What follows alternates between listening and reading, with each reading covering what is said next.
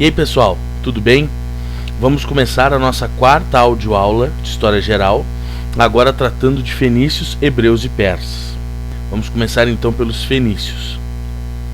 A Fenícia corresponde hoje ao atual território do Líbano.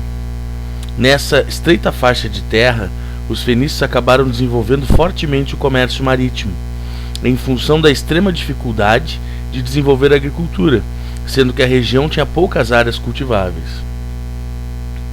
A organização política dos fenícios era descentralizada, ou seja, a região era dividida em várias cidades-estado autônomas que eram governadas por magistrados denominados sufetes.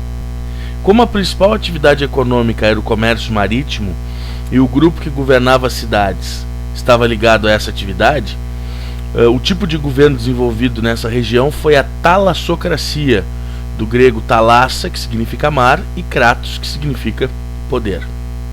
As principais cidades-estado fenícias foram Sidom, Biblos e Tiro, com destaque para Tiro, e essas cidades dominaram o comércio no Mediterrâneo entre 1400 a.C. e 600 a.C. As florestas, repletas de cedro, e as atividades de pesca contribuíram para a expansão marítima dos fenícios, sendo que adquiriram experiência no mar e construíram seus navios a partir dessa madeira. Os fenícios, devido às longas viagens, acabaram criando vários entrepostos comerciais que posteriormente tornaram-se colônias. Esses locais eram utilizados pelos fenícios para abastecer os navios e comercializar também. Dessa forma, a colonização foi uma das principais características desse povo. A principal colônia fenícia foi Cartago, criada por comerciantes de Tiro, e essa cidade se tornaria, após a derrocada dos fenícios, um grande império marítimo que disputaria com os romanos a hegemonia no mar Mediterrâneo. Além disso, os fenícios eram exímios artesãos, construíram navios, artigos em ferro e em metais preciosos e os valiosos tecidos púrpura. Esses tecidos tinham uma coloração extraída de um molusco chamado murex, e eles eram muito caros devido às dificuldades de acesso a esse molusco e à grande quantidade de moluscos necessária para extrair um pouco de tinta. Os fenícios ainda superaram os egípcios na produção do vidro, sendo que conseguiram fabricar o vidro transparente. Outra característica importante dos fenícios foi a disseminação da utilização de moedas nas transações comerciais, o que facilitou bastante a vida dos fenícios.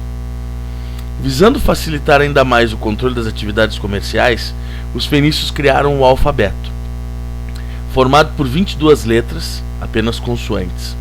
Esses símbolos representavam sons e facilitavam a escrita, comparando-a com o cuneiforme e o hieróglifo, escritas repletas de símbolos e interpretações. O alfabeto foi aperfeiçoado pelos gregos, que criaram as vogais, e difundido pelos romanos, chegando até nós. Por volta do final do século VII a.C., os fenícios sofreram com invasões estrangeiras sucessivas, tais como a dos caldeus, persas e depois macedônios. No século IV a.C., diante da invasão dos macedônios de Alexandre o Grande, boa parte da população de Tiro fugiu para Cartago. Os fenícios eram politeístas e acreditavam então em vários deuses. Contudo, eles denominavam seus deuses de Baal ou Bar, que significa Senhor.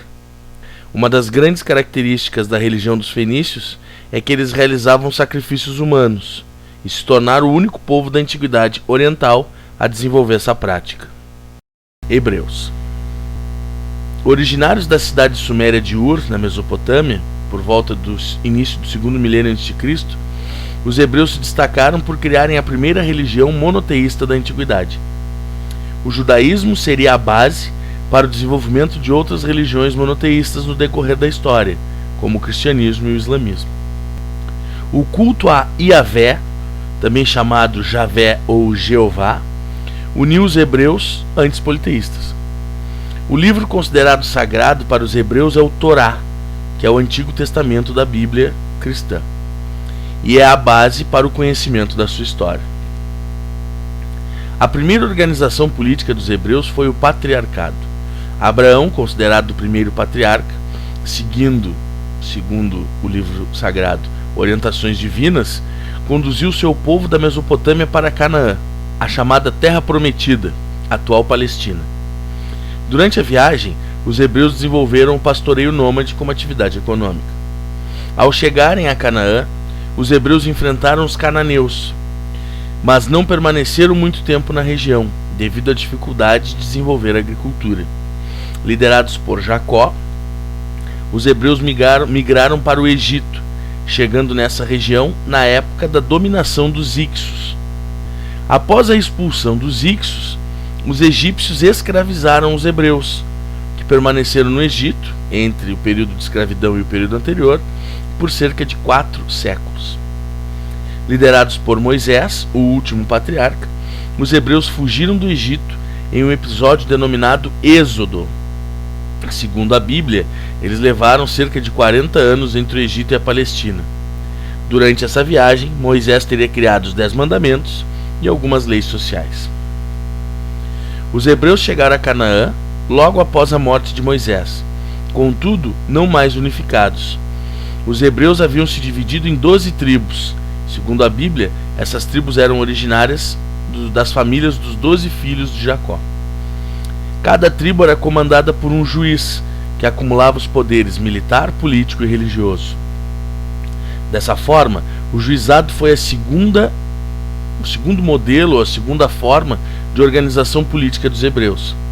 Nesse período, algumas mulheres assumiram o posto de juiz e comandaram tropas em batalhas. Os principais inimigos dos hebreus eram os filisteus, nesse retorno a Canaã. Os filisteus se estabeleceram na região no período em que os seguidores de Jeová estavam no Egito. O principal dos juízes hebreus teria sido Sansão, lendário líder hebreu destacado pela sua força sobrenatural. Os hebreus perceberam que unidos tinham muito mais força para enfrentar os filisteus. Por isso, formou-se a terceira organização política dos hebreus, a monarquia. Saul foi o primeiro rei e deu início à unificação dos hebreus. Davi foi o sucessor e teve sucesso na conclusão da unificação de seu povo. Além disso, Davi venceu os filisteus e confirmou o domínio hebreu na região. Salomão sucedeu Davi e foi o mais importante dos reis hebreus. Ele se aliou aos fenícios e desenvolveu o comércio em Israel, através da construção de estradas e da sua proteção pelo exército, o que trouxe para o país as caravanas comerciais que partiam ou chegavam à Fenícia. O reino de Israel tornou-se rico. Salomão ordenou a construção do Templo de Jerusalém, considerado sagrado por seu povo. Contudo, para ampliar as relações diplomáticas na região, Salomão se casou com princesas de países vizinhos. Para homenagear os deuses cultuados por elas, ele ordenou a construção de templos em honra deles. A grande questão aqui é que a maior parte da mão de obra em Israel era formada pelos próprios hebreus, através da servidão coletiva. Dessa forma, os hebreus, em grande quantidade extremamente ortodoxos e fiéis à sua religião, se revoltaram, causando instabilidade social. Com a morte de Salomão, o reino de Israel acabou se dividindo em 2, situação denominada de cisma hebreu. Ao norte, formou-se o reino de Israel, formado por 10 das antigas 12 tribos, com a capital na cidade de Samaria. Tornaram-se politeístas e acabaram sendo dominados pelos assírios no século 8 a.C. Ao sul formou-se o reino de Judá. Esse reino foi formado por 2 das antigas 12 tribos e a capital, a cidade de Jerusalém. Continuaram monoteístas, mas acabaram sendo dominados pelos caldeus no século 6 a.C. Os caldeus ou neobabilônios, liderados por Nabucodonosor, destruíram Jerusalém e escravizaram os hebreus, levando-os para a Babilônia, em um episódio que ficou conhecido como Cativeiro da Babilônia. Em 539 a.C., os persas, liderados por Ciro I o Grande, conquistaram a Mesopotâmia e liberaram os hebreus do cativeiro. Quando retornaram à Palestina, os hebreus se depararam com uma terra dominada pelos persas e acabaram se tornando seus súditos. Após a dominação dos persas, a região foi dominada pelos macedônios e por volta do início do primeiro século a.C. pelos romanos. Os hebreus tiveram sérios problemas com esses últimos, pois jamais aceitaram cultuar o imperador romano como um deus. No ano de 135 d.C., os hebreus foram expulsos de Canaã, em um episódio conhecido como diáspora. Persas.